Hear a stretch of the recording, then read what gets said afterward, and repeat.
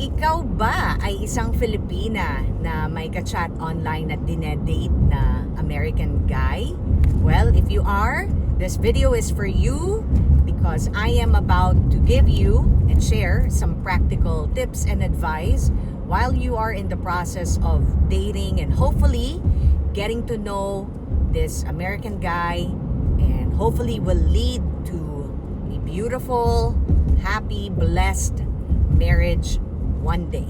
Okay? So, my name is Jennifer. Ako po ang inyong kaibigan na Filipina dito po sa Michigan, USA.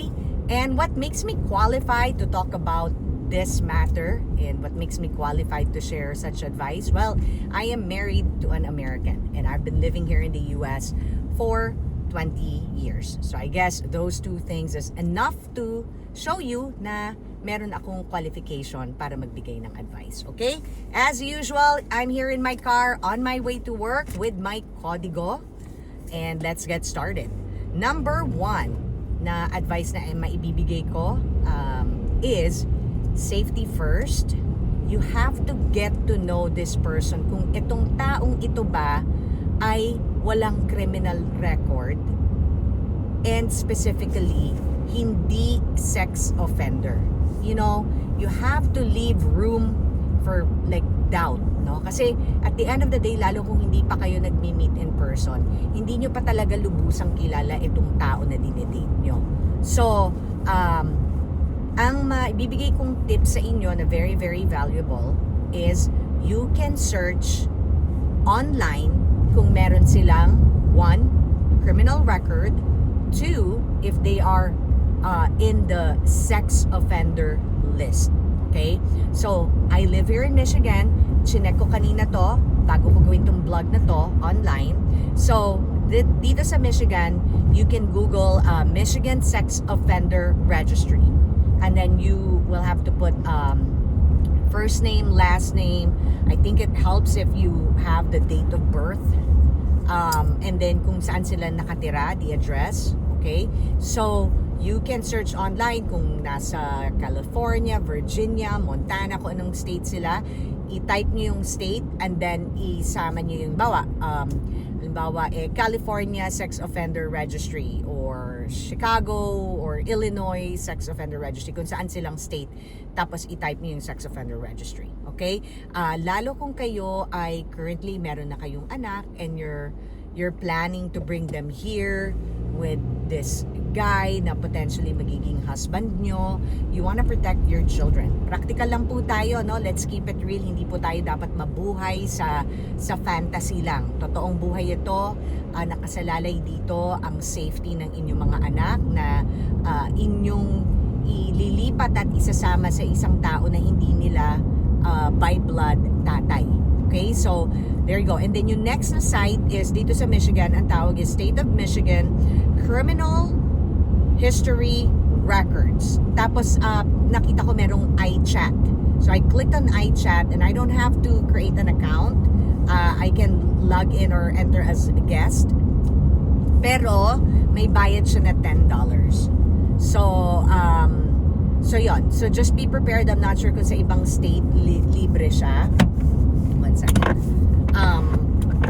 Oops. Yeah. Pero dito sa Michigan, yung criminal history records may charge ng $10.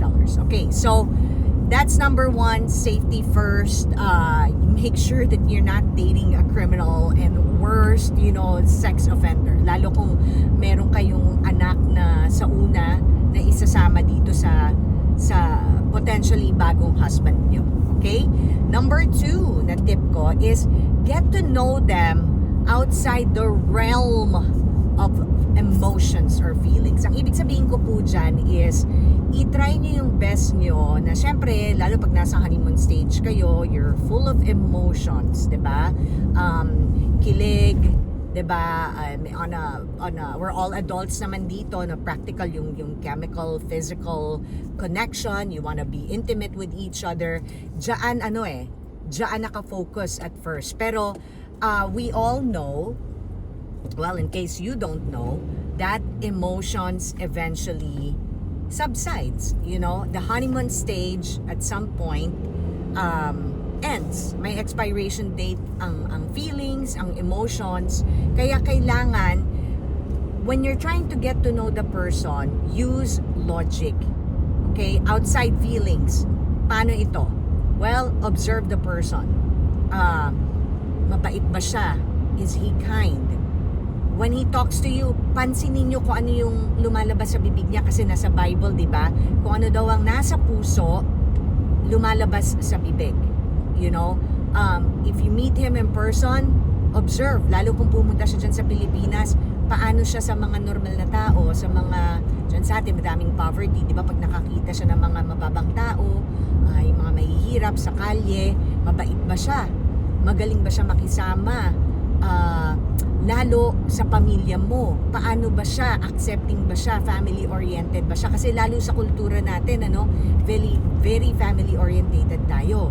So, para hindi mahirapan, mag-clash masyado yung culture yung pareho, obserbahan mo kung mabait siya sa pamilya, mabait siya sa tao.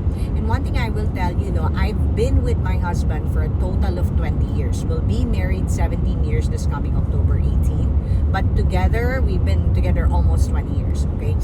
Ang masasabi ko sa inyo, ang isa sa pinaka-importanting quality ng tao, generosity.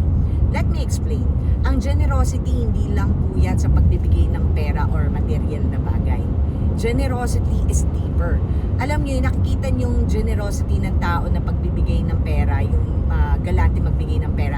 Ano na yan? Byproduct na yan ng generosity, na deeper essence, deeper meaning ng generosity. Ang generosity kasi is generous in being loving, generous in being kind,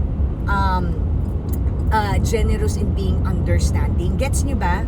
Sana nagigets nyo, hindi lang yan sa pagbibigay ng pera. Yung quality ng generosity ng tao, lot of times mabait yan. No? It kind of follows na pag generous ang isang tao, nakaakibat dyan mabait na tao yan. Okay?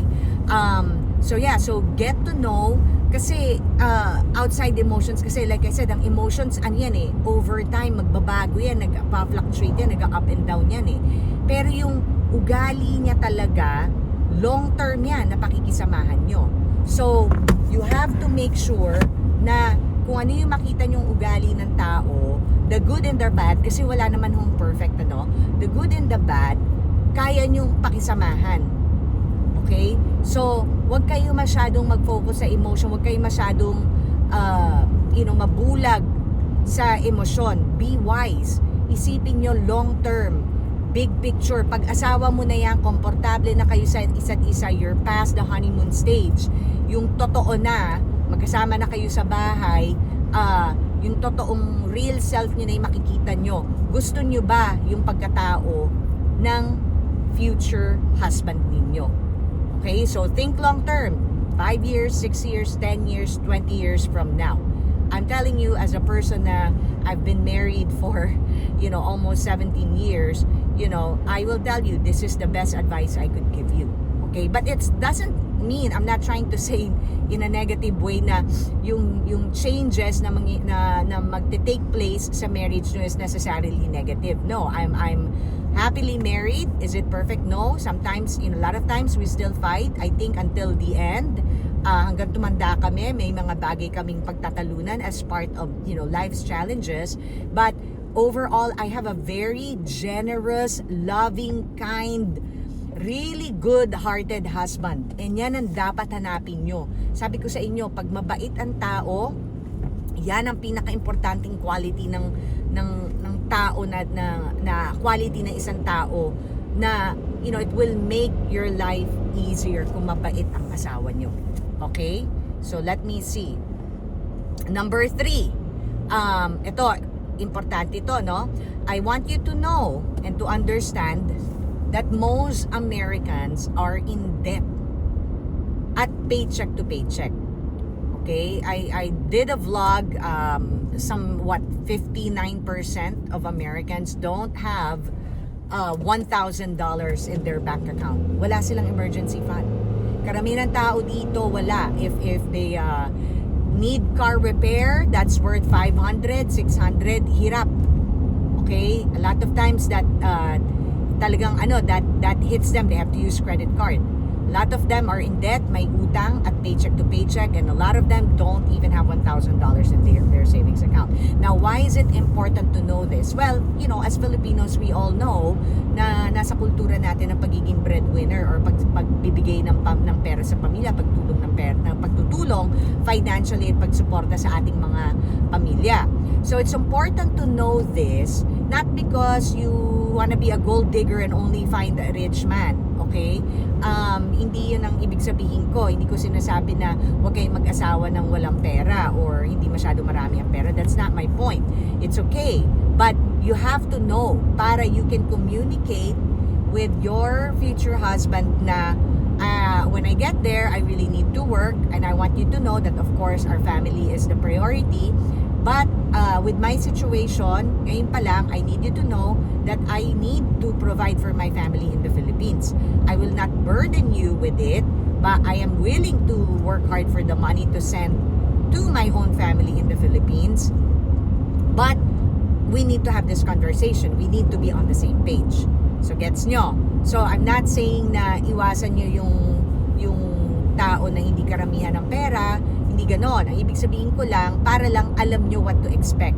Hindi lahat na nakatira dito sa Amerika mayaman. Hindi lahat ng tao dito magaang buhay. In fact, I will be honest with you now, especially lately with inflation, with, you know, economic crisis we're having here. It's very expensive to live here. I will create a vlog to give you an idea of the cost of living here in the US some other time. Pero mahal na mabuhay dito sa Amerika. Mahal ang bilihin, mahal ang renta, mahal ang kotse, mahal ang, you know, everything is so expensive. Okay? It's expensive to live here in the US. So, kailangan na very transparent kayong dalawa sa isa't isa sa financial standing. And I think it helps to know kung gaano din kalaki ang utang. Kasi once you are husband and wife, parehas nyo ng responsibilidad kung anong merong utang siya, di ba? So, kailangan parehas nyong alam kung ano ang financial situation. Not so that you can reject the person, but just so you two can create a plan, okay, on how to do life together, especially the financial aspect, especially yun nga, yung need mong mag-provide sa family mo sa Philippines. Okay? Malinaw na tayo dyan, di ba? Okay, number 4 na practical tip ko is it will really help if you know the location of your boyfriend's place, kung saan siya nakatira. Kasi hindi lahat nasa city center, di ba? Hindi lahat nasa downtown.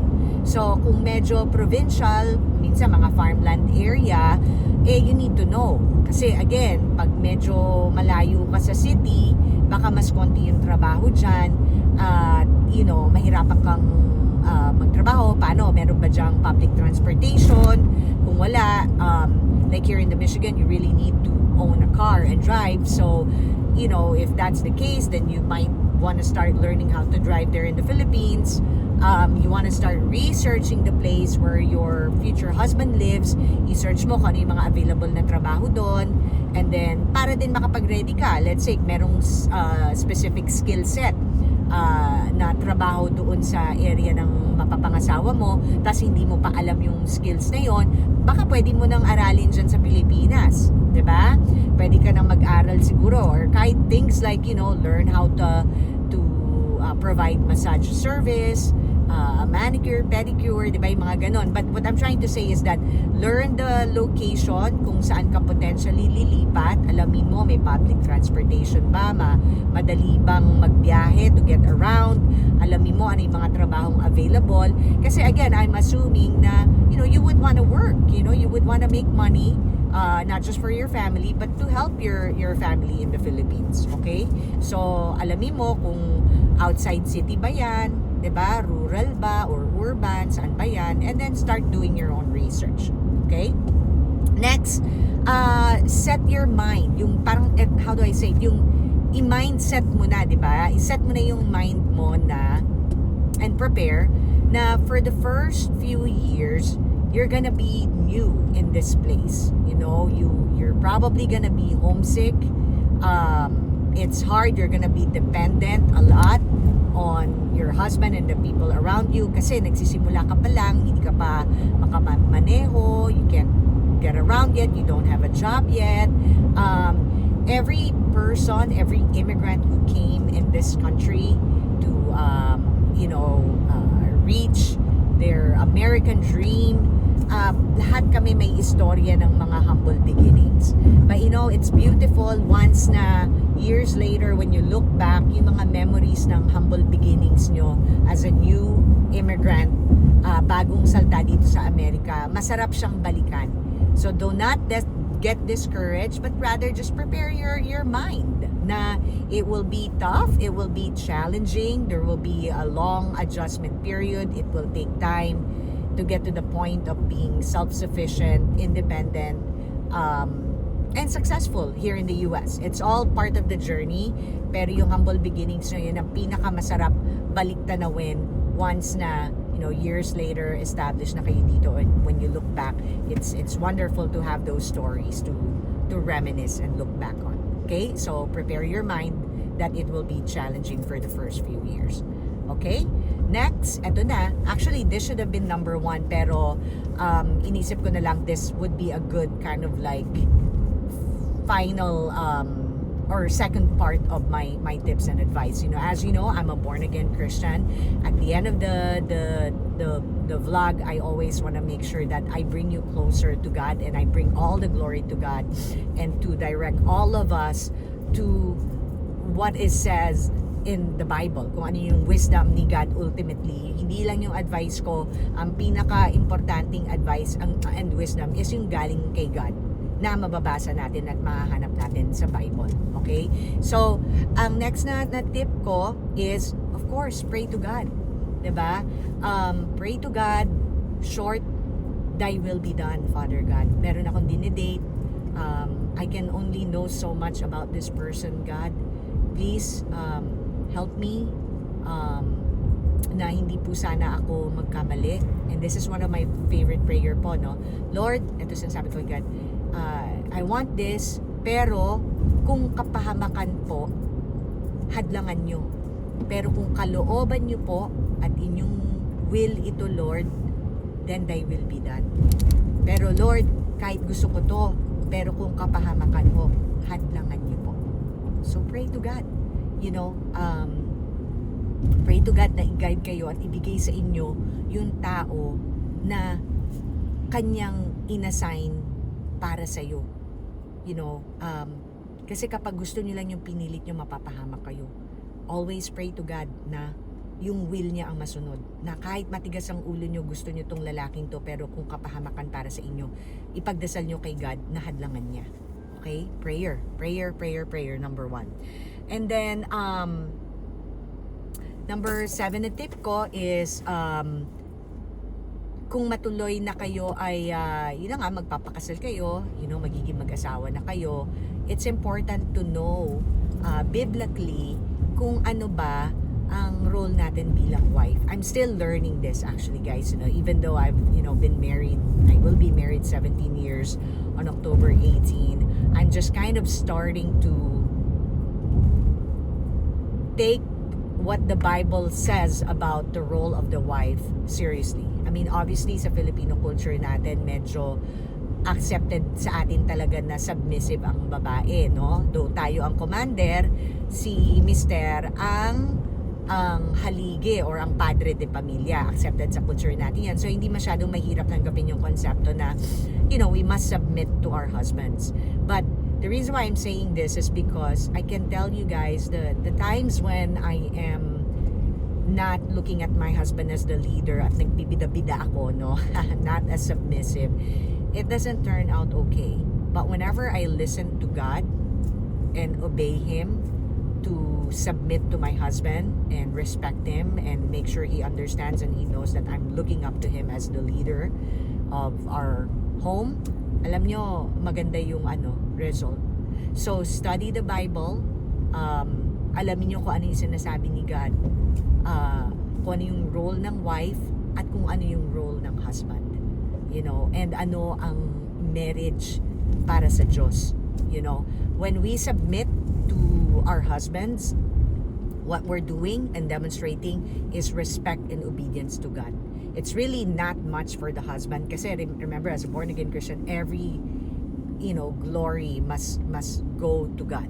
Okay, it's not about dahil gusto ni God spoiled ang mga asawa. It's not like that at all. But God designed it that way, and because God designed it that way and God commanded us to be that kind of a wife, then we must obey. Okay? Sorry guys, I keep changing this.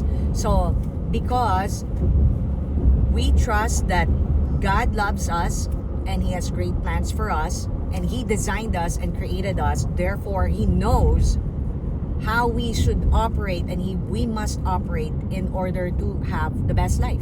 Diba? So yun. So, I guess that is my 7 tips today. In the end, ang pinaka-importante dito, I should have said it like first, number 1 tip talaga, no, is to pray actually. Diba? Pray for guidance. So, that's it. I hope na helpful itong mga tips na ito. Kung may mga questions kayo, lalo yung mga Pilipina na may kadate, write it down on the comment section. Kung may mga tanong pa kayo, I'd be happy to answer questions the best I can, lalo pag alam ko yung sagot. And subscribe and hit that notification bell. I'm enjoying making these videos. I hope I'm able to provide some value sa inyo po. Ang goal ko lang makatulong, makapag-share ng aking mga life experiences, aking mga knowledge as a human being, as a Christian, and as a person living here in the USA. Okay, well, to my fellow Filipinas na may mga kadate, enjoy the journey. Always seek God for guidance. Get to know the person. And, don't ever make your future partner the number 1 thing in your life. That's another tip, lastly. Dapat si God pa rin ang center. Si God pa rin ang number 1. You must put God first above your boyfriend. You must love God first and foremost and above the boyfriend that you have right now. But other than that, enjoy the journey, and may God bless you and your partner. Alright? Sige po. Until next time. Bye!